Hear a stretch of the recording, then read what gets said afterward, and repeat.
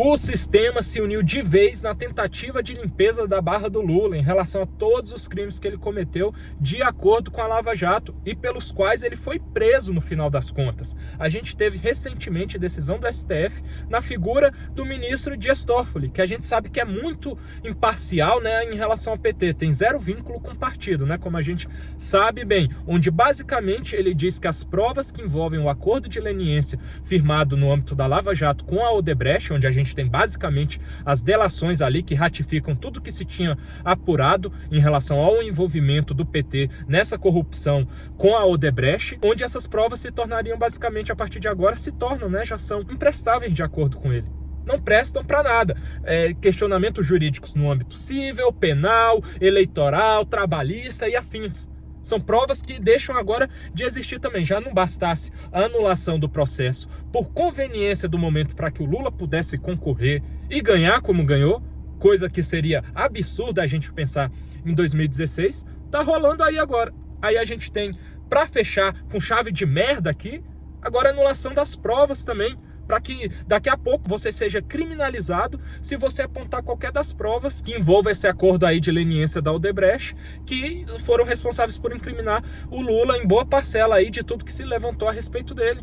E aí, adivinha só quem foi uma das advogadas ali que assinaram a petição para o STF pedindo essa anulação dessas provas do Lula aí? Quem que foi a advogada? Esposa do ministro Zanin, advogado do Lula durante a Lava Jato, que acabou dando na soltura dele aí, e que agora é ministro do STF, indicado pelo Lula.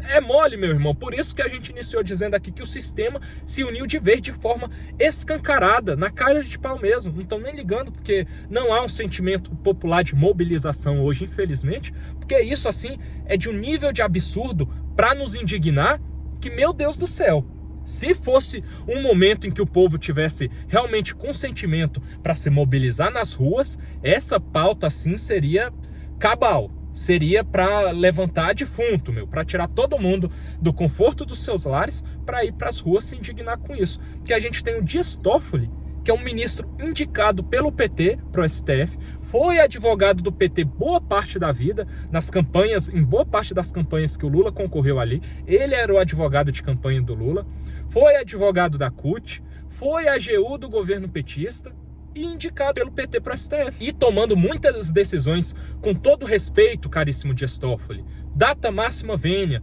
controvérsias, decisões controversas, que faz pairar dúvidas pra gente assim sobre a legitimidade, a juridicidade delas, né? Se não tem algum dedo de parcialidade ali. A gente fica com essa impressão, né? Justamente por ele ter esse histórico. E aí a gente vê o STF se manifestando dessa forma na figura dele, sendo que o próprio STF com figuras que a gente ama muito, né? Como Gilmar Mendes e Barroso, Luiz Roberto Barroso, se manifestando a favor da Lava Jato. O próprio Gilmar Mendes já disse que o governo do PT foi uma cleptocracia, que é basicamente um bando de elitizados ali que quer roubar o povo governando esse povo.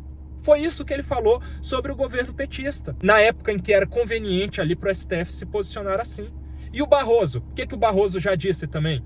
Ele já se manifestou defendendo a Lava Jato, dizendo que pensar que tudo aquilo se tratava de um conluio assim era irrazoável. Pensar que houve uma trama da primeira instância do Moro com TRF4, com STJ e o próprio STF ratificando muitas dessas decisões aí, é um negócio totalmente irrazoável de se pensar, improvável acontecer isso como uma teoria da conspiração.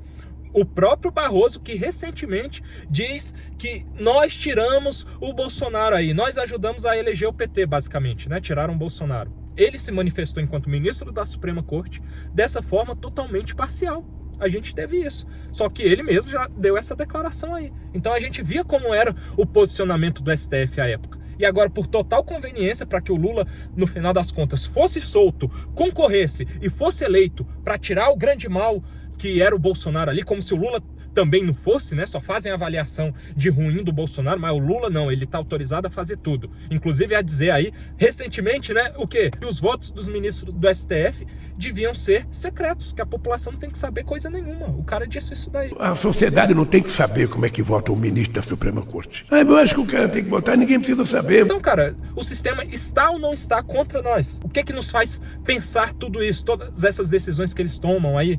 Aí, no final das contas, o cara declara que essas provas são imprestáveis, no final das contas, não se pode tocar nela, daqui a pouco estão criminalizando você, se você se utilizar de alguma delas para falar que considera que o Lula foi corrupto, porque tem foto dele com Léo Pinheiro lá no Triplex visitando, que as delações ali do Marcelo Odebrecht falando sobre tudo que ocorreu ali com o Lula, que demonstram corrupção, ao seu ver, são reais. Daqui a pouco você vai ser criminalizado por isso, porque a gente está nesse nível de não poder, basicamente, questionar nada, de acordo com a nossa visão política das coisas, do que acontece aí. Imagine se o voto dos ministros fossem secretos também, né? Imagine só você.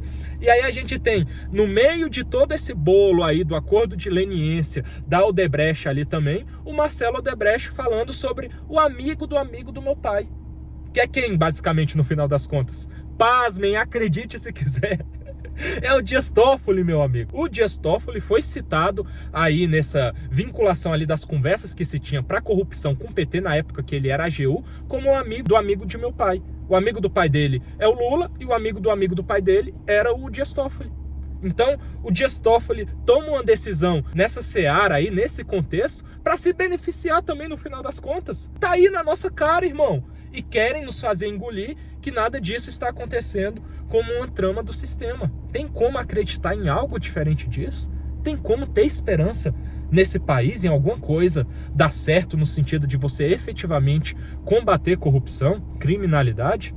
É muito triste a gente ver que tudo isso está acontecendo dessa forma de novo. É como se a gente tivesse regredido ali às épocas de hegemonia petista de novo. Porque parece que tudo está se encaminhando para isso novamente. Aí a oportunidade de ouro que a gente teve de verificar o que havia de errado ali no STF, principalmente em relação a esse grande absurdo que a gente tem rolando até hoje. Meu Deus, vai fazer aniversário de quê? De 4, 5 anos? Não vai acabar nunca o inquérito das fake news, que está prendendo uma galera aí à torta e à direito, sem uma prova concreta, assim, sem uma razoabilidade jurídica. Prende e manda prender e é isso aí. E a galera fica muitas das vezes presos em prisão preventiva. Cara, tem muita gente que é culpada sim, mas tem muito abuso, ao meu ver, data máxima venia STF, com todo respeito, ali por parte da corte. Tem questões ali que são totalmente controversas por meio de um olhar jurídico. E isso está acontecendo. Então, meu amigo, salve-se quem puder nesse barco furado desse país aqui, onde parece que não há justiça.